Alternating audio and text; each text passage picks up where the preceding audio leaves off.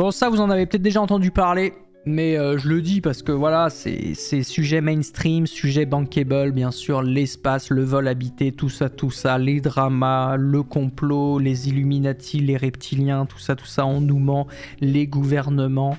Bref, pourquoi ? De quoi qu'on parle ? La station spatiale internationale a explosé. Non, c'est pas vrai. Non, des astronautes de la station spatiale internationale sont revenus sur Terre après une évacuation médicale. Alerte, alerte générale, alerte. C'est bon, vous êtes réveillés dans le chat ? Bref, il y a un virus, il y a un extraterrestre qui est sur la station spatiale internationale, comme dans le film Life, un très mauvais film d'ailleurs que je vous dérecommande tout de suite. Life, un des films les plus nuls à chier que j'ai pu voir dans mon existence, et Dieu sait que j'en ai vu des films nuls à chier. Je crois que c'est Life, non ? Il s'appelle comment le film ? Avec un extraterrestre sur... c'est la station spatiale internationale en plus, je crois. Bon, bref. Bon, là, on sait pas, hein, peut-être que les gouvernements nous cachent des choses, peut-être que... En fait, non, je pense pas qu'il y ait un extraterrestre, vous savez pourquoi ? Parce que, en fait, il reste des astronautes sur la station spatiale. Il reste 2 Russes et un Américain. Comme c'est bizarre, d'ailleurs. Bizarre l'ambiance. Peut-être c'est eux les extraterrestres, les reptiliens. Bon bref, qu'est-ce qui s'est passé ? En fait, on sait pas beaucoup de choses. C'est pour ça qu'on peut aller tous avec notre hypothèse de complot. A priori, tout ce qu'on sait, c'est que ils étaient 4, 5, 6, 7. Ils étaient 7 sur la station spatiale internationale. Et il y en a 4 qui sont revenus. Alors les 4 qui sont revenus, c'était les 4 qui étaient là, je crois, les plus anciens. Et ils avaient déjà prévu de revenir en février. Donc ils ont juste écourté leur séjour dans la station spatiale internationale. Ils sont revenus plus tôt que prévu. Voilà, à quelques semaines près. Ils sont revenus à cause d'un problème médical sur un des astronautes. Sauf qu'on ne sait pas lequel. Une chance sur 4. Vous pensez que c'est qui, vous ? Sondage en cours. Ils veulent pas dire. Ils veulent pas shame. Ils veulent pas qu'on shame l'astronaute qui est tombé malade. C'est dur. Donc qui sont les 4 astronautes ? C'est à la fois... Alors, il y a quoi ? Il y a 2 Américains, Mike Finke et Zena Cardman. Il y a le Russe Oleg Platonov et le Japonais Kimiyi Yui. Voilà, ils sont 4 et l'un de 2, c'est l'intrus, l'imposteur. C'est Among Us. Among Us dans la station spatiale internationale. Ils ont eu une gastro spatiale peut-être, hein. Coup de soleil, ils ont eu trop chaud. Covid dans l'ISS, peut-être. Hein. Bah, ça serait bizarre quand même. Ça veut dire qu'il l'avait déjà. Il a amené avec lui le Covid. Un des 4. Maladie de l'espace, c'est nouveau ça. Bon, on sait pas. En vrai, on sait ni la nature de la maladie, ni qui a été touché. Bon, alors à la limite, qui a été touché, on s'en fout un peu. C'est presque de la pipolerie. En fait, je pense qu'ils cachent l'identité. Ils ont caché l'identité du membre d'équipage qui était malade pour des raisons de, je pense, pour éviter qu'il soit shamé, qu'il soit exposé, qu'il ait une mauvaise image auprès du public. Bon, sachant que, comme je le disais, l'article en parle, en fait, ils avaient déjà prévu de revenir en février. Donc bon, ça écourte de quelques semaines. Ça a pas ruiné pour moi la mission, quoi. Ils ont réussi à faire leur bail pendant tous les mois où ils étaient dans la station, quoi. Une MST. Peut-être c'est une MST, mais du coup, si c'est une MST, ça expliquerait pourquoi ils anonymisent autant et qu'ils veulent pas dire ce que c'est, quoi. Et si on avait le premier humain extraterrestre en cours de fabrication, peut-être. C'est un complotiste. Voilà. En tout cas, sur les 4, il y a 2 Américains. Donc il y a une chance sur 2 que ça soit un Américain quand même. Hein. Ça réduit le champ des possibles. Une chance sur 2 que ça soit un des Américains. Comme quoi les Américains, ils foutent la merde dans le monde. Hein. Vous savez ça. Ils foutent la merde. Ils foutent la merde sur Terre et dans l'espace. Ils s'arrêtent pas, quoi. Bon bref, ils sont revenus en capsule Dragon, c'est la capsule de Elon, bien sûr, l'entreprise SpaceX. Ils sont revenus quand, je crois, je sais plus si c'était mercredi ou jeudi. Le membre d'équipage concerné par le problème médical à l'origine de ce retour anticipé va bien. Voilà. La citation, c'est « va bien ». Effectivement, voilà, c'est tout ce qu'on sait. C'est le patron de la NASA qui nous dit ça dans une conférence de presse. Il a dit TKT frère, il ne s'est pas encore transformé en alien. tout en refusant d'en dire plus sur la nature de l'urgence médicale. Oui, donc c'était quand même une urgence médicale. On sait juste que voilà, ils ont dû raccourcir leur truc. Enfin bref. Et le gars, il est pas revenu tout seul parce que de toute façon, comme ils étaient en fin de mission, ils allaient pas brûler une capsule juste pour une seule personne. En fait, je pense que c'est ça. Ils sont revenus tous les 4 au lieu de que la personne malade soit revenue toute seule parce que voilà, ils étaient à quelques semaines près de revenir de toute façon et ils allaient pas utiliser une capsule juste pour une personne. Ça aurait été overkill. Donc ils se sont dit, bah vas-y, on revient tous les 4 quoi. Je pense que c'est ça. Et puis en plus, voilà, ça les arrange pour des raisons d'anonymat aussi. Donc c'était un problème médical grave qui aurait pu se produire sur Terre en dehors de l'environnement de microgravité. Donc c'est pas, voilà, a priori ça serait pas une maladie de l'espace, mais ça serait une maladie terrestre. Peut-être l'appendicite. L'appendicite, moi j'ai pensé à ça tout de suite. Parce que c'est le genre de maladie que tu peux pas trop prévoir qui arrive en mode let's go, c'est là. C'est le genre de truc qu'il faut traiter tout de suite. Mais bon. Et salut Shovel Kicker, salut le type, salut Asperger. Vraie question, ça ken sur la station je sais pas. Tout ce qui se passe sur la station internationale reste dans la station internationale. Sauf les expériences scientifiques. Mais les expériences non scientifiques, après, ils font ce qu'ils veulent, quoi. En fait, les astronautes, vous savez, ils ont des horaires de bureau, en fait, sur la enfin, des horaires de bureau. Ils ont des horaires, quoi, de travail dans la station spatiale internationale. Ils ont aussi des moments de temps libre où, techniquement, bah, ils ont aussi droit à leur vie privée. Donc, en fait, je pense que d'un point de vue purement légal, enfin, je veux dire, rien n'interdit les astronautes de pécho, quoi. En vrai. Tant que c'est pas sur leurs horaires de bureau, je pense. Sur leurs horaires de travail. Mais en tout cas, le problème, c'est pas tant de le faire. Enfin, le problème, c'est pas tant que ça soit légal ou pas légal, mais c'est plutôt le fait que c'est compliqué en microgravité, quoi. C'est pas simple, non, effectivement. Ils se font retirer l'appendice avant de partir, c'est une obligation. Ah bah voilà, merci chaton 013 d'avoir précisé. C'est vrai que pour un truc aussi grave que l'appendicite, je comprends qu'ils le fassent. Est-ce que justement ils ne doivent pas obligatoirement se faire enlever? Ah bah voilà, excusez-moi, ça a été répondu. Donc ouais, essayer de BZ en microgravité, c'est pas simple. Pour avoir essayé, je peux vous dire, c'est pas, je le referai plus, quoi. Non, c'est pas vrai, moi je baise pas, je suis un scientifique, je vous rappelle, donc vous inquiétez pas, je peux pas témoigner là-dessus. Est-ce que c'était la bonne décision? Eh ben oui, bien sûr que c'est la bonne décision. Heureusement qu'ils l'ont fait. Il y avait apparemment ce qu'ils appellent un risque persistant. L'incertitude quant au diagnostic ont motivé ces décisions. Oui, parce qu'en fait, voilà, la personne était malade, sauf que c'était trop difficile de savoir ce qu'avait vraiment la personne. Et justement, c'était trop risqué de se dire, bah c'est bon, c'est rien, ça va passer, t'inquiète, prends une tisane des marmottes avec un peu de miel, ça ira mieux. Bref, en plus je sais pas s'ils ont la tisane des marmottes à bord de l'ISS. En vrai c'est possible qu'ils en aient parce que vous savez les astronautes ils ont le droit de ramener des effets personnels. Ils ont le droit de ramener, alors je sais plus combien, c'est pas beaucoup hein.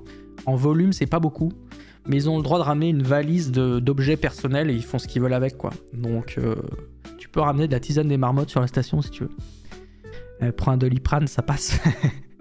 Mais voilà, je pense que voilà, quand tu es pas sûr de la condition médicale de quelqu'un, bah vaut mieux pas prendre de risques. Le membre d'équipage reste dans un état stable. Oui, voilà, a priori, il n'y a pas eu la personne n'est pas tombée dans le coma ou a pas eu pas perdu connaissance ou il n'y a pas eu de truc comme ça, quoi. Petite tisane au thym des marmottes. Oui, c'est ça. En microgravité. Stylé comme ça. Pendant que tu sirotes ta tisane en regardant la terre défiler devant tes yeux par le hublot. Très poétique ça comme scène.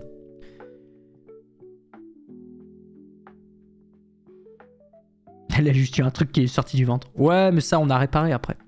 Bon, c'était une bestiole un peu comme ça qui était un peu acide, mais ils ok. Nous allons tous bien, avait écrit le pilote de la mission Mike Finke plus tôt cette semaine sur le réseau social LinkedIn. Donc lui, fait partie des 4 qui est revenu. Donc s'il le dit, est-ce que c'est peut-être pas lui du coup, non? Parce qu'il dit nous allons tous bien, ou alors c'est lui, mais il dit nous. Il s'agit d'une décision mûrement réfléchie et qui vise à permettre la réalisation d'examens médicaux appropriés au sol, où toutes les capacités de diagnostic sont disponibles. C'est la bonne décision. Donc, mais en fait, moi je le vois positivement cette expérience parce que ça montre qu'on est en capacité de répondre à ce type d'urgence. Parce que je crois que c'est la première fois qu'il y a un retour en urgence comme ça. Et donc c'est bien que ça a été testé en pratique, c'est-à-dire que parce que les astronautes ils ont plein de procédures différentes en fonction des situations. Et là, bah, j'ai envie de te dire, la partie positive de ça, c'est que au moins ils aient testé leur procédure d'urgence, quoi. Et ils ont montré que bah, c'était possible de ramener rapidement des astronautes s'il y avait un problème, quoi. Chose qui n'avait pas forcément été testée dans le passé.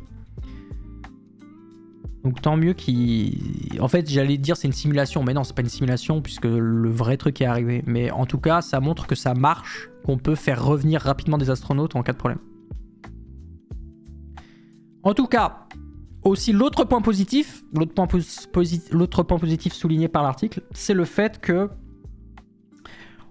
ça va peut-être permettre au prochain équipage de monter plus rapidement dans la station. Et parmi les membres de cet équipage, il y aura normalement la Française Sophie Adno. Vous vous souvenez, on en avait un peu parlé il y a quelques temps sur la chaîne. Sophie Adno qui va être Cocorico, la Française qui prendra part à la prochaine mission embarquée dans la Station Spatiale Internationale, sachant que la dernière Française ayant fait un vol dans la Station Spatiale, c'était Claudie Aigneret en 1996. Combien ? Donc c'est Théma 30 ans. Ouais, c'est ça, 30 ans les amis. 30 ans. Ça fait 30 ans qu'il n'y a pas eu une Française, astronaute française, qui est allée dans la station. Truc de fou quand même. 30 ans. Pour l'heure, la Station Spatiale Internationale reste occupée par 3 personnes, donc voilà, et elle n'est pas vide non plus. Il y a un Américain et 2 Russes. J'aimerais trop connaître l'ambiance à bord. D'ailleurs, l'article rappelle que malgré les différences géopolitiques qui existent entre les États du monde, l'ISS reste un modèle de coopération internationale qui permet de réunir des citoyens du monde, finalement, enfin je dis du monde, mais on va pas se mentir, c'est surtout les Occidentaux, l'Europe, le Japon, les États-Unis et la Russie. Voilà. Ah, c'était Mir, pas l'ISS. Ok, my bad. Désolé pour la fake news, Donald Trump. En tout cas, voilà, ça fait plaisir d'avoir le retour d'une Française dans l'espace. Salut Zou. Le Japon en Occident. Bah ouais, de fou. Bah ouais, le Japon, c'est un pays occidental. Pays du Nord, quoi, si tu préfères. Le Nord. Le Nord riche. Enfin, comme vous dites, là, les géopoliticiens du chat, discutez. Discutez! Pays riche à la rigueur. Oui, mais occidental, on s'entend avec la culture occidentale. Ah, c'est bon, quoi. Eh oh! Vous avez compris ce que je voulais dire. Hein. Le Nord global. Le Nord. Je sais pas si vous qui me direz, c'est vous les experts du chat, moi je ne suis qu'un piètre scientifique et vous débrouillez-vous avec la géopolitique. C'est pas moi le géopolitologue ici. Depuis la guerre en Ukraine, elle est aussi l'un des derniers domaines de coopération entre Moscou et Washington. Ouais, d'ailleurs je sais pas trop comment ils font pour vraiment coopérer, mais bon. Bon bref, l'article rappelle aussi que bien sûr le temps passé sur l'ISS c'est dédié à des expériences scientifiques.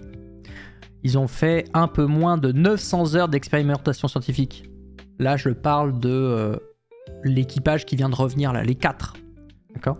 Ils ont quasiment fait toute la mission qu'ils devaient faire parce qu'ils devaient revenir à la base en février. Donc, bon, pour moi, ils ont fait leur taf, quoi. Pour moi, moi, je juge, je pense qu'ils ont fait leur taf.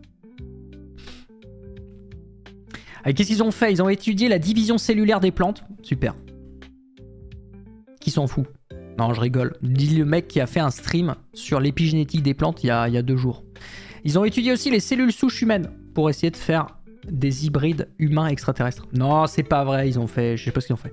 Mais aussi des simulations de scénarios d'alunissage dans le cadre du programme lunaire de la NASA qui prévoit le retour des Américains, bien sûr, sur la Lune. Programme Artemis, on se souvient. Il y a Artemis 2 qui va être...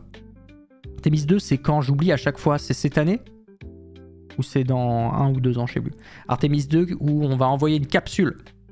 On va envoyer une capsule avec des astronautes dedans. La capsule, elle va faire des tours de lune et après, elle va revenir sur Terre. Ça, c'est Artemis 2. Artemis 3, c'est le vrai retour sur la lune au sens de on pose le pied dessus. Et ça, c'est la capsule qu'on envoie et qui se pose pour de vrai. Et voilà. Et donc, les Américains, la NASA, préparent le programme Artemis pour de retour sur la lune. Voilà, donc prochaine mission Artemis 2 doit s'envoler dans les prochaines semaines. Bon voilà, je pose une question, la réponse est donnée par l'article. Prochaine semaine, prochaine milestone pour la NASA et l'exploration lunaire, c'est Artemis 2. Dans les prochaines semaines, vous aurez été les premiers à l'entendre ici. Vous êtes les premiers au courant, les amis. Artemis 2, je rappelle, une mission de la NASA qui consiste à envoyer des astronautes, non pas sur la Lune, mais autour de la Lune, dans une capsule pour tester déjà cette étape-là. Et après, si tout se passe bien avec Artemis 2, si tous les feux sont au vert, on va dire, alors on pourra faire Artemis 3, qui est le vrai retour sur la Lune. Artemis 3 qui n'aura lieu que dans quelques années, du coup. Alors, je sais plus si c'est 2028, 2030, un truc comme ça, dans ces eaux-là, techniquement. Mais bon, vous savez, les plannings, les dates dans le milieu de l'exploration spatiale, ça change. Hein. Ça change facilement, surtout avec l'instabilité politique que connaît les États-Unis et les coupes budgétaires qu'il peut y avoir à droite, à gauche, en particulier à la NASA. On ne sait jamais si le programme, on ne sait pas si le programme va aller jusqu'au bout. Alors je pense qu'Artemis, oui, parce que l'enjeu géopolitique derrière est quand même important. Ça va être pour les États-Unis une manière de remontrer leur hégémonie et de faire les m'as-tu vu. Mais en plus, bien sûr, de faire un peu de science, mais bon, entre vous et moi, je pense que bon, l'aspect scientifique, c'est un peu pour faire genre, quoi. Dans l'exploration en vol habité, bon, oui, bien sûr, des humains qui sont sur une planète, ils peuvent faire de la science que des robots peuvent pas faire, mais honnêtement, avec le même fric, tu fais je sais pas combien de robots qui font peu ou prou la même chose et même en mieux, quoi. Bref, si c'était que pour la science, on n'enverrait pas des humains sur un objet céleste. On enverrait v'là les robots qui sont moins chiants, moins chers, moins contraignants à envoyer.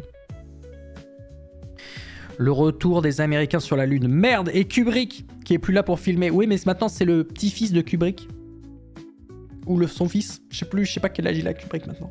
Non, c'est son fils qui a pris la relève. Ils ont déjà installé les studios, là, au Cap Canaveral. Ils ont les fonds verts de près et tout. Moi, ils m'ont demandé, ils m'ont dit, hey, t'es dispo pour streamer depuis le Cap Canaveral. J'ai dit que je voulais pas, j'étais pas dispo parce que, enfin, surtout que je veux pas aller aux États-Unis en fait. Je cancel Donald Trump. Voilà. Mais le setup est prêt. Tout est prêt, tout est là. Bon, bref, voilà pour le petit article sur le retour des astronautes, le complot, bien sûr, Illuminati, on ne sait pas ce qu'ils ont fait. Mais c'est probablement, voilà, je pense qu'encore une fois, si on n'en sait pas plus, c'est surtout pour éviter des vagues de harcèlement ou de backlash ou de critiques, parce que je vois bien les gens sur internet dire oh là là, machin est tombé malade, c'est de sa faute, OMG, astronaute en carton, voilà. Alors qu'en vrai, ça peut arriver à tout le monde de tomber malade, hein. Vous tombez malade des fois aussi, donc poète quoi.